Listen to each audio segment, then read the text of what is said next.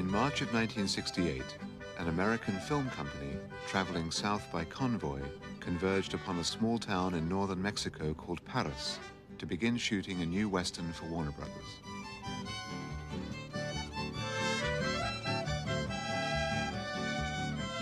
Leading the cast was a group of distinguished Hollywood regulars that included William Holden, Ernest Borgnine, Robert Ryan, and Edmund O'Brien.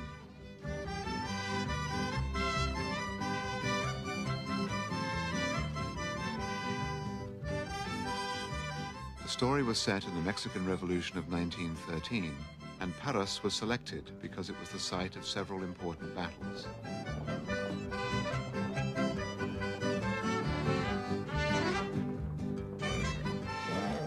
One full regiment of Mexican soldiers and cavalry were hired as extras, and the studio paid the town to delay the installation of electric power 6 months until filming could be completed.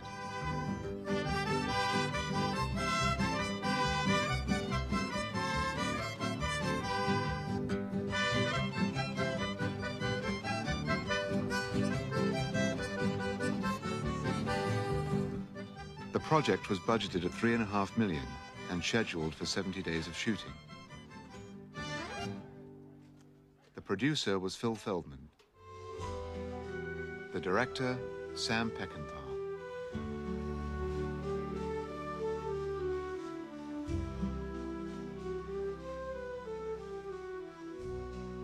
Peckinpah had been fired off his last feature after creative disputes with his producer.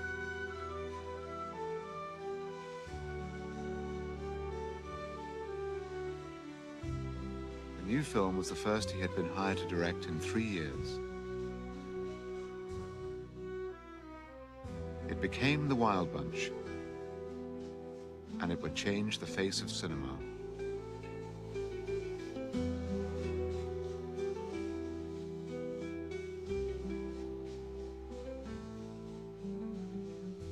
The outlaws of the West have always fascinated me.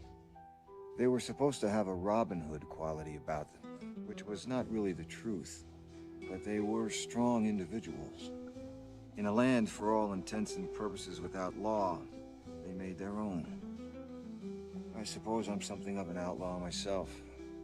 I identify with them. I've always wondered what happened to the outlaws of the Old West when it changed, and I thought this story by Waylon Green dramatized it, set it up very well. Sam Peckinpah.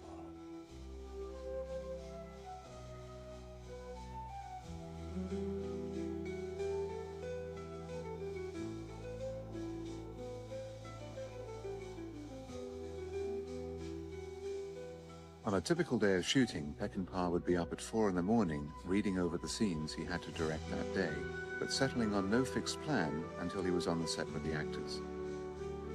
Lucien Ballard, the cinematographer, would pick him up at 7 or 8, and they would drive to the set together and discuss various ways of shooting that day's scenes. After 9 hours of filming, he would run the latest batch of dailies, then return to his villa for more production meetings, and finally drop off to sleep somewhere after midnight, usually with the script in his hand. At 4 a.m., it started all over again. I've had conversations with producers about scripts and this and so forth and so on, and they always say, you know, in The Wild Bunch, I would have never let you get away with that line where they just said, let's go. I mean, that was the place in the film for a speech, you know, that's where the guys should have said that what their whole thing was about. And I've always said, hey, if the movie doesn't say it, there's no line in the world you can write at that point that's going to help. And it's funny because it did just say, let's go, and it was really Sam's direction that made the line work. It was that long walk and the prep for that final sequence that made it come together. Waylon Green. Peckinpah's genius for improvisation made whole sequences appear to materialize out of thin air. It was that way with the bunch's final march to their deaths, which was a scant 3-line description in the screenplay. After they'd filmed the bunch moving to their horses to get their guns, the assistant director, Cliff Coleman, began issuing orders for the next setup, which was supposed to be the bunch's arrival at Mapache's courtyard. But Sam stopped him. No, Cliff, wait. I want to do a walk thing first. These were the moments Coleman had learned to dread. What do you mean? A walk thing? Peckinpah growled something unintelligible, then began lining up Holden, Borgnine, Oates, and Johnson to make a long, long walk past the outlying buildings with their shotguns cradled in their arms. Suddenly, Peckinpah's pace quickened. He set up a group of drunken Mexican soldiers playing guitars and singing for the bunch to walk past. Coleman and his colleague Jesus Marin began layering in other extras in the foreground, background, and at the edges of the frame, and giving them things to do, while Peckinpah moved the camera back, back, back, and slapped a long lens onto it. And all of a sudden, Jesus Christ, the music's going, the camera's rolling, and these fucking guys start to walk, and everybody's going, wow, it's a real thing. Nobody knew what Sam was gonna do, or what he wanted to do. Before you knew it, it built, and it built, and it built, and it built, until it became that scene. What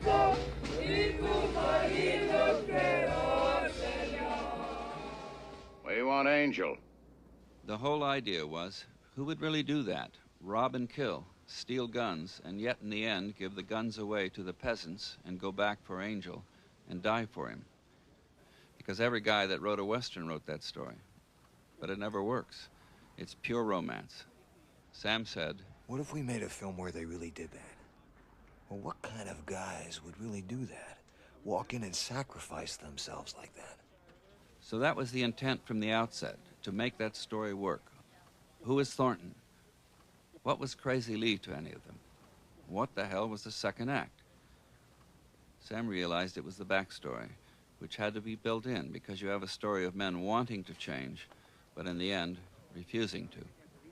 Jim Silk.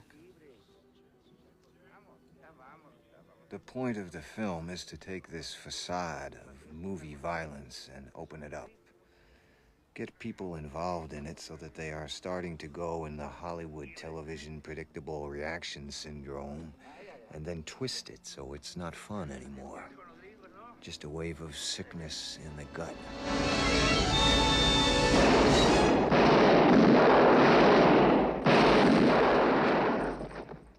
Then there is a strange existentialist little number when the bunch turn around and everybody has got their hands up and they can get out. And they know it. And they look at each other and they start to laugh because they know this is the end. And they want it all. It took 12 days, and we called it a Battle of Bloody Porch. I only had 350 Mexican soldier uniforms, and we blew up 6,000 of them. I had a uniform repair factory going right behind the blood hits. They'd come through there after getting shot and hit with hot water and washed off. We put tape behind the bullet holes, and I had a painter that would be painting them khaki. They'd come in bloody, ragged, torn, and they'd be taped up, painted over the tape, stuck in front of a heater lamp to dry the paint off, and a guy would go over with the patch with dirty gloves, make it look like aged cloth, and we'd throw them back out in front of the cameras to get blown up again. It was quite an operation. Sam's message in that picture, while it was very strongly the depiction of the horrors as they really were, that part of the realism, there was a much more important priority as far as he was concerned, as far as I was concerned, which had to do with the relationship between two men, which was actually a right-down love affair. Not a dirty one, but really. And a love affair on Sam's part with the ambiance of the time and the place, the real estate. That was what that picture was about. It was not about gunshots and open wounds and children getting shot and blowing to shreds of this. That was even the battle was a ballet. In our minds, it was a fucking ballet. Of course, being directed by a great director, I feel, in Sam Peckinpah. Because of the direction by Peckinpah, it was a novelty every day to go to work. I watched him go down the line and show actors different things to do with their costumes that made them even more real. You know, something like that inspires you, actually, it does. I felt a great affinity with him, you know what I mean? He understood. Ernest Borgnine.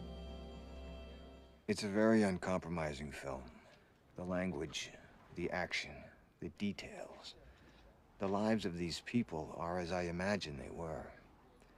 We tried to recreate an environment, an era. I was trying to tell a simple story about bad men in changing times. The Wild Bunch is simply what happens when killers go to Mexico.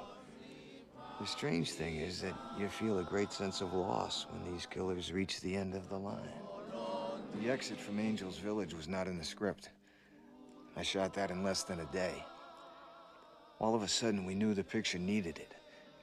I feel that this was the turning point of the picture as far as the humanity of the bunch is concerned. If you can ride out with them there and feel it, you can die with them and feel it.